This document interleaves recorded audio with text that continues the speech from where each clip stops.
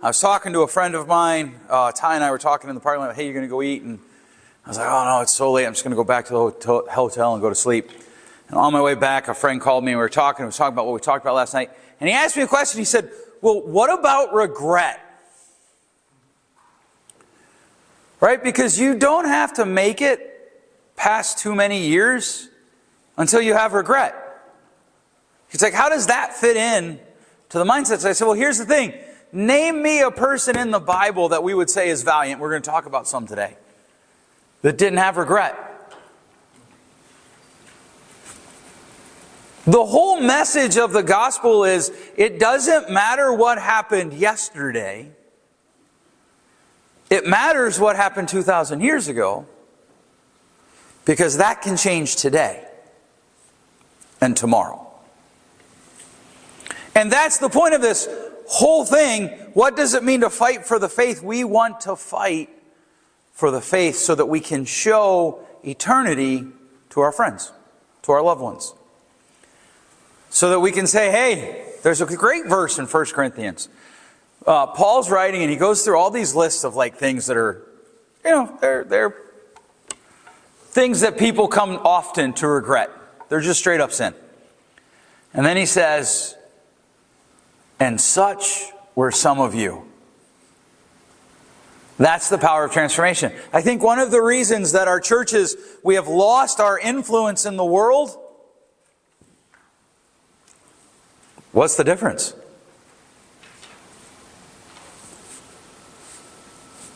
Really and truly, what's the difference? Well, when I was a kid, I don't know about what kind of environment y'all grew up in. When I was a kid, we had a saying. I got to think it through real quick because I'm a little tired. I'm only on my first cup of coffee. This is my second. You don't drink, dance, or chew, or go with girls who do. That was the difference. What's that? That was the difference. But the difference should be probably something else, right? And what I'm going to suggest today is it should be that we live from a valiant mindset. Right? Paul said we are more than conquerors. He didn't just say, hey, you're a conqueror. He said we are more than conquerors. So we're going to run that out this morning. Now that you've had a few hours to think about it, I always want to check back in if there's any questions. Are there any questions? I did check my email. There weren't any there. All right. As soon as my phone connects to my computer, we'll kick it off. Maybe we'll just move the computer over here. Oh, there it is. All right, let's talk about the valiant mindset. They overcome evil by doing good. One of the things that I often hear is about how messed up our world is. And there's truth to that. I work with a lot of police officers who investigate a lot of awful things. I could tell a lot of awful stories. I worked in a mental hospital for 5 years where my primary people that I gave care to were at any given time typically behind 6 locked doors because they had endured large levels of trauma. And I could tell horrible stories. So we don't need to be convinced that there's evil in the world. But the question is always, what will we do about it? Right? You probably don't even have to leave Norfolk. What's the drug situation like in Norfolk? Bad.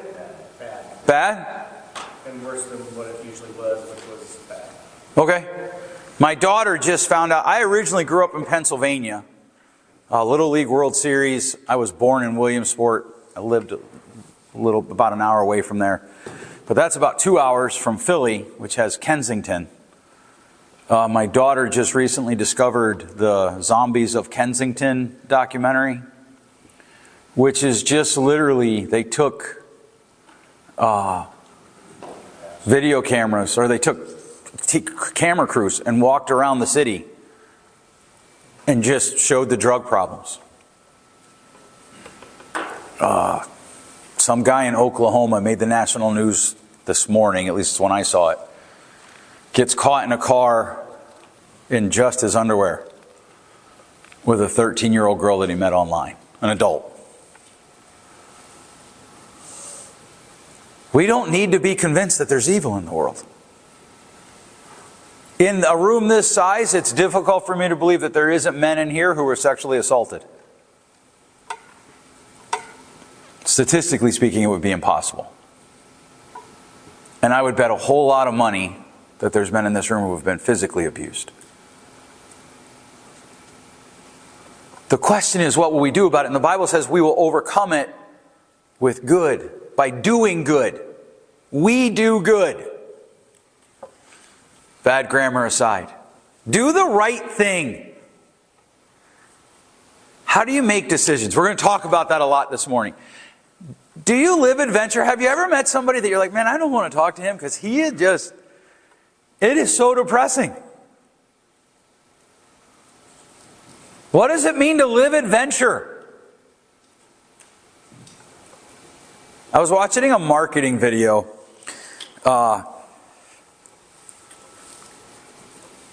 For reasons that don't matter.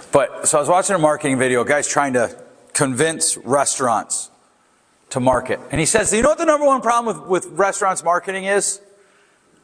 It's a really interesting concept. What do you think it is? I know this. What does this have to do with what we're talking about? I promise it does.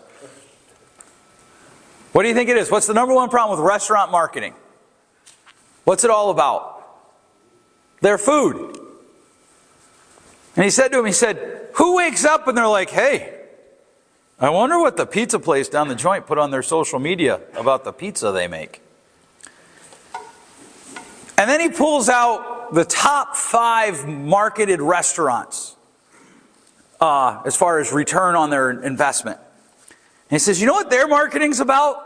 And the only one I remember, and he's like, this is a food industry, so it's not a restaurant, but it's food. It's Red Bull. Do you know what their marketing's about? Adventure. Do you ever think about what it would have been like to be the apostles?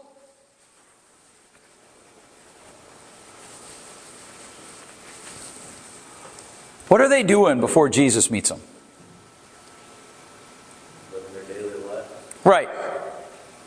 Which is mostly what? Fishing for a living. This is not lip ripping. All right? If you're a lip ripper, that's different than what they were doing. If you're not, and you're like, you have no idea what I'm talking about, we can talk on the break. And Jesus shows up, he's like, hey, follow me and I'll make you fishers of men. Now here's the thing. At that time, how often would people go beyond 20 miles from where they were born? Mostly never. You're talking 0.00% of people. What's Jesus immediately do with them? He takes them all around. They're living an adventure. One of the harsh realities of living an adventure is this. Often men want to live an adventure. We just don't want to be in danger. But that's kind of what makes an adventure an adventure. Right? What's your favorite movie? Not comedy. What's your favorite movie?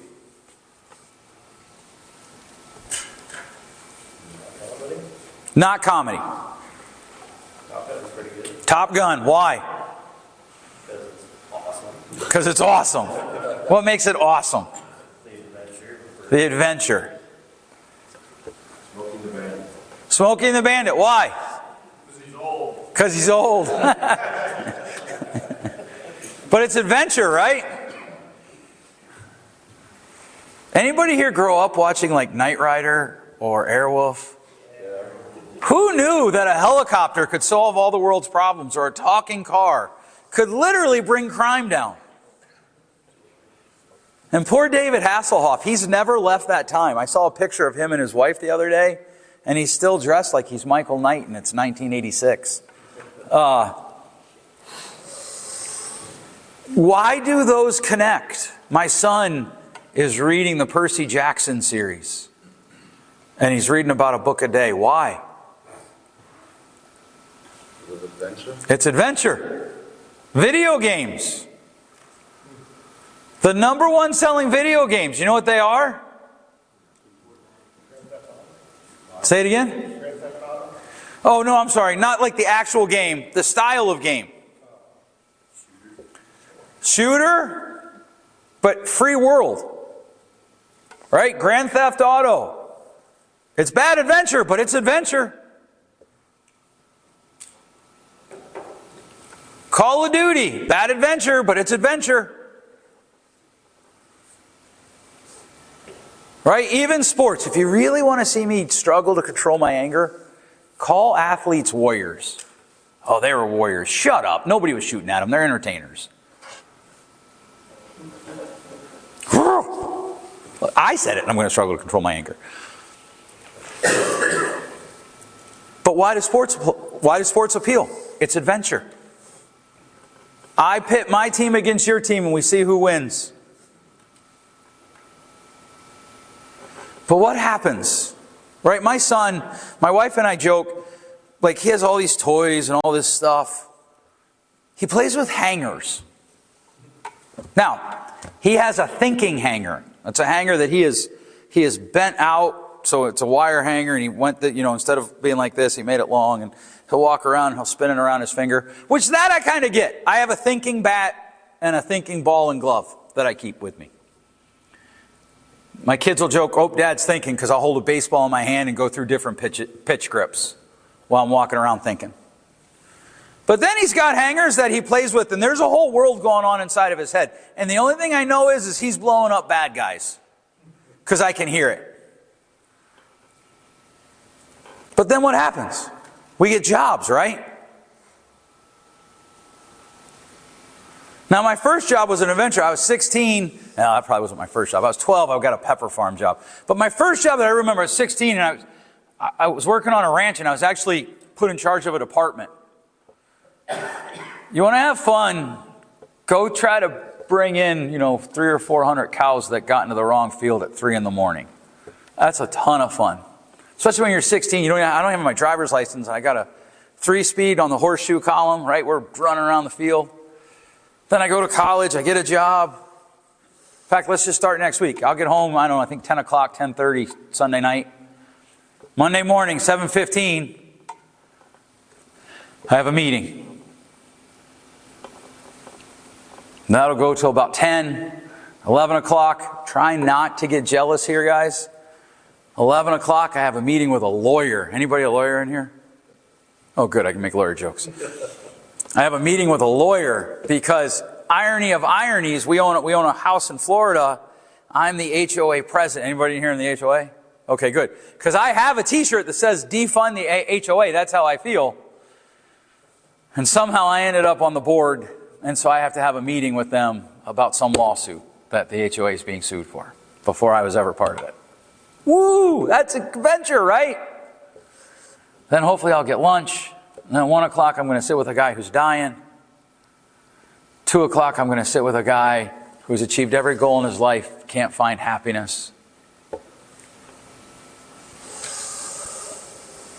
I don't remember 3 o'clock. Oh, 3 o'clock I'm going to sit with a couple that's been married for 30 years.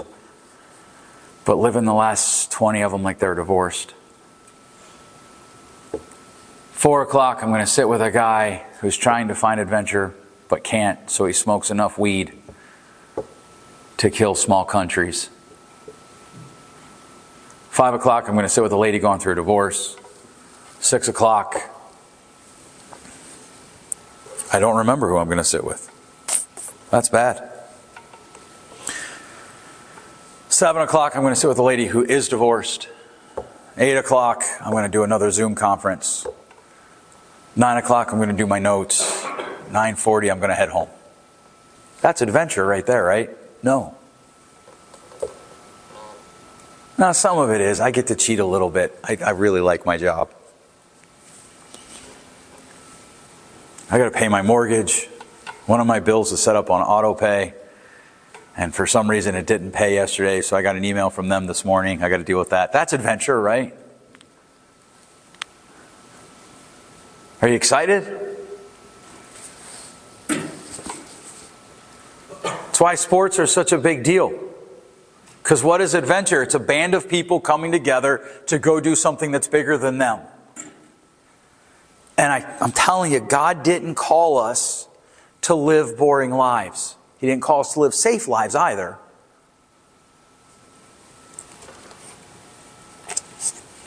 The valiant man says no. My neighbor, now I live in the country, so neighbors are a relative term in the country. My neighbor lives about 1.5 miles from us. And he's also the executive pastor at our church. And he would say to me, hey, we're doing this. Can you do it? No. Hey, we're going to do this thing on relationships. Can you do it? No. Hey, can you be a part of this team? No. One of my friends is the head of security.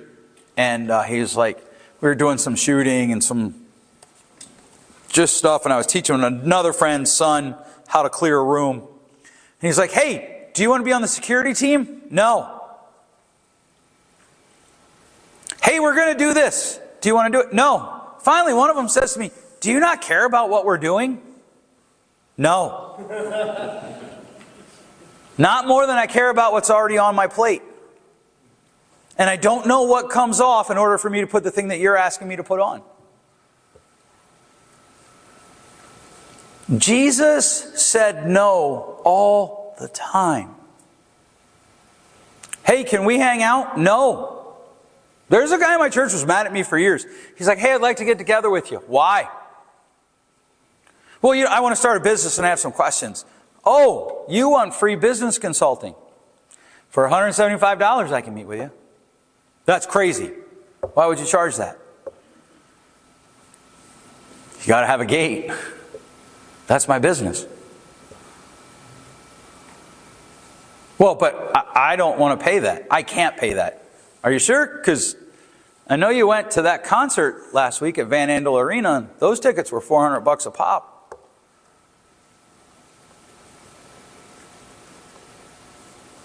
Well, that was a great concert. Yeah. My services are great too. That's not counseling, by the way. That's something totally different. Well, can we get together so we can... No. Why? Because I intentionally have guys that I'm mentoring.